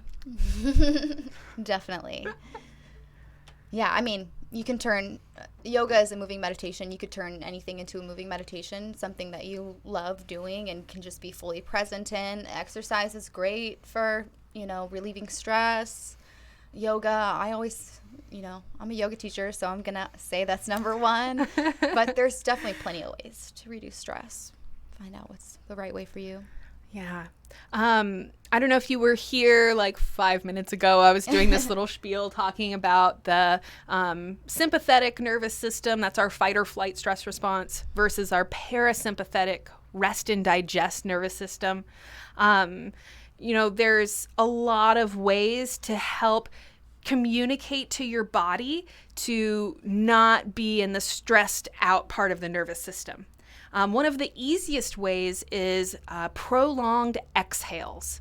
So when you are breathing, number one, if you're breathing real shallowly, and especially when you're stressed, you'll notice you'll be like, yeah, like you're gulping in air almost. Well, what happens if your body starts to feel like it's being suffocated and it's not getting enough oxygen? Is it going to feel A, calm, or B, anxious? Be anxious. So your breath is one of the main ways to kind of control that stress response. So when you're breathing real shallow, you're like really telling your body that something is scary and dangerous, and you're perpetuating the stress response. If you start noticing you're feeling stressed, you're feeling anxious, and you're maybe breathing shallowly, pause. Take a deep belly breath. So that means that, if I take a shallow breath, that would be like, right? It's like all in the rib cage. It's all up here. Your lung capacity goes all the way down below your belly button. Okay? So when you take a deep belly breath, and I'll even put my hand on my belly, you'll actually feel the belly expand. And then you'll see there's like a little bit of height in the chest, but that was like a full breath. So deep belly breath, inhale, and then a slow, steady exhale. Because when your exhales are slower and longer than your inhales, it kind of tells your nervous system that like everything's A-okay. You can come out of the stress response. It's one of those things that actually the vagus nerve that controls our involuntary nervous system. So things like breathing, digestion, that we're not thinking about, right? It's not a voluntary function. But if you start making one of those involuntary functions like breathing voluntary, so now you are prolonging your exhales or you're really mindfully taking breaths, that's just one way of telling your body like, hey, there's no bears, foxes, or other scary things around here, and it's totally okay for you to relax. So deep breathing is a big one. Another big stress factor can be your blood sugar. And I mentioned this really early on in the chat, but this is, again, vegan chick. When you asked, like, what's the most important nutritional advice, this would be another one that I consider in that category. If your blood sugar is constantly on this roller, God, I keep hitting the mic. I'm so sorry. If your blood sugar is constantly on this roller coaster, that puts your body in an extreme state of stress. Your blood sugar level is one of those like life or death things for the body, right? If your blood sugar goes too low, you're dead. If your blood sugar goes too high, you're dead, right? This is why diabetics take insulin, because if their blood sugar gets too high, this is super danger zone for the body. So when your blood sugar is constantly going up and down, you're drinking sodas throughout the day, you're munching on chips, you're munching on candy, maybe you're constantly eating pizza, white bread, those simple carbohydrates. what you're doing is basically giving your body this huge, really stressful thing that you're not even realizing, right? So simply by eating all that sugar, not only do we know sugar is bad for us, but simply that elevation and fall of your blood sugar all throughout the day is going to really stress your body out. It puts you in that fight or flight response. And this is just one of those reasons why, a lot of us end up we're gravitating towards sugar. And the more that we gravitate towards sugar and we're reaching for things that are sweet, or we're reaching for carbs. Oh, I just crave carbs all day. I have to eat them. Well, unfortunately, you're only perpetuating the problem by constantly eating those things. So what can you do? Well, number one, try to reduce your sugar intake. Number two, try to reduce the frequency of your sugar intake. So this would be the whole idea behind intermittent fasting and ketogenic diets. Like, how long do we go in between the blood sugar spike? And the longer that you are going between the blood sugar spike, the more your body is in that kind of parasympathetic tone and in fat burning, which is why intermittent fasting is associated with weight loss. But from a stress perspective, if you are just thinking about reducing the frequency of those blood sugar spikes and the amount, that's also going to be really good for helping you to reduce your stress and just taking one of the things off of the plate, so to speak. So if your body is constantly struggling with this blood sugar thing, you just feel crummy, you have no motivation, you have no energy. You're going to feel anxiety because it's scary for the body to have these constant blood sugar roller coasters going on. You can also think about trying to eat meals that are mostly fats and protein and healthy fruits and vegetables. Fats and protein and anything with fiber is going to kind of slow down that blood sugar spike so that you're not getting these like boom, boom all throughout the day. Kind of a long answer, but I think that's a really important thing for people to understand. Whether you're trying to lose weight, deal with stress, get better sleep, like all of these different things, they all come back to this one simple concept, which is don't spike your blood sugar all throughout the day over and over and over. Okay. Oh, nice. That person that was working on the splits is a gymnast, which requires flexibility. I totally understand.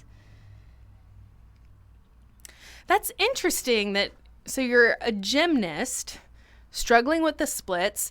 I would really recommend maybe if you can find a yoga therapist or physical therapist. Yeah, maybe even a physical therapist. Because there might actually be like some kind of either structural thing or muscle thing. Especially if you've been a gymnast for a long time. Yeah. Yeah. There's also this kind of concept of hypermobility that can happen. So people that are doing lots of, kind of flexibility exercises on a regular basis, that you actually become hypermobile, which destabilizes your joints and things. Yeah. So, in a situation like a gymnast where you're doing lots of flexibility all the time, you probably have lots of flexibility all throughout your body. That can end up, maybe throwing things out of balance a little bit. So yeah, I would think a physical therapist or yoga therapist would maybe be able to, kind of look at your body and look at the things you're doing and help design a program to bring you back into balance. And, maybe there's just one simple, small thing or change that can be made so that you can have that splits flexibility that you're looking for. For sure. All right, you guys, we've been going for about 2 hours now. Oh my gosh, really? Didn't it go by fast? Wow, what? I'll be honest. I have to pee like real bad. Okay. So I think we're going to go ahead and wrap this up for the day. But I had so much fun. Did you have fun? Me too, yeah. It wasn't as nerve-wracking as I thought. This was my first live, in case anybody did not know that. You did such an awesome job. You did an awesome job. Aw. Well, you guys, I just want to thank y'all so much for being here. I really hope that y'all enjoyed seeing us scramble to answer questions. And thank you. hopefully we were able to answer your question for all of those of you who are here who did ask a question. There were some really good ones today. Great questions. Yeah, we covered a lot of really cool ground. And, you know, guys, if you're not already, follow us on the Instagram, follow us on the Facebook. We're also on Twitch, we're on Spotify, Apple Music. We're on like all of these crazy places. Amazon Prime. Man, I think that there's just this element where people who are Amazon Prime members, they just don't realize that there's tons and tons of yoga on Amazon Prime. Oh, yeah. So if you are an Amazon Prime member, go to your, I think it's Prime Instant Video or something like that, Prime Video Direct. And then you're going to find not only tons of cool shows and movies and all that cool stuff, but there's lots and lots of yoga on YouTube, on Amazon. You'll find Julia's 30-day program up there soon. Oh, on Amazon? Yeah, it'll be on Amazon. Okay. It'll also be on the Yoga Plus app. Okay. So, and actually the cool thing about Yoga Plus app, this is where our content goes first. So just to give you a little like timeline of producing content at Psyche Truth. So we film the video gets edited, video goes up on Yoga Plus, and then it has to get closed captioned. So for something like a 30-day yoga program, that's like a big closed captioning job. I think they already have like half of it captioned. Wow. Already. But anyways, been working on it for over a month now. Yeah. So and I think it's all like completely edited or almost completely edited at this point. So basically it gets captioned and then it gets uploaded to Amazon and then Amazon has to approve it. So it will go up on Amazon, but if you want to see it first, like as soon as it's available, Yoga Plus, the app, will be the place that you can see our content first. And then once it goes up on Amazon, I'll post some of them on YouTube. We probably won't do the full 30 days, but I know that we did a couple. Specifically, I was like, oh, we're going to have to put this on YouTube. It's such a good video. Yeah, little one-offs. So yeah, guys, there's just so many places where you can check out our videos. We just want to make it as easy as possible for you to get healthy, do some yoga, try something new, and just really be able to experience the benefits of, you know, practicing some self-care and practicing a little bit more awareness about what we eat or how we sleep, all these different things. So I just want to thank you guys so much for helping support us, helping to, allow us to keep doing what we love. We just love thank you. Making videos and sharing content. So the fact that we have people out there who appreciate and like these videos, it's just like the most warm, fuzzy feeling of the whole world. It's amazing. So yeah, guys, thank you so much. Be sure to come back, join us again. Keep an eye out for all of the future Julia videos that will be coming soon. Yes. We're going to be doing some fun like IG live stuff and cool things. So hit us up on the social media and can't wait to see you guys soon. I want to wish y'all a happy Good Friday. And a really happy Easter this weekend. To all of you out there who are celebrating Easter, I wish you the happiest of Easters. And just, hope you guys have a wonderful weekend, whether you're celebrating Easter or not. And we will see you guys soon. Bye. Bye.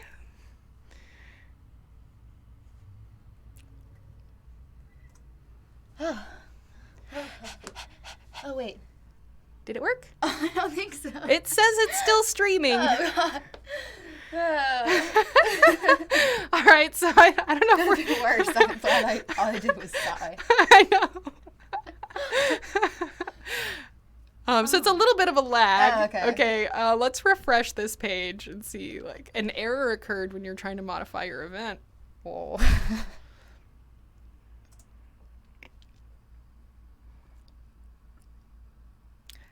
Dun, dun, dun, dun, dun, dun, dun. Dun, dun, dun, oh, dun, it's still dun, going. dun, dun, dun. Okay, bye guys. Bye. We love you. Let's see if it works this time. I think you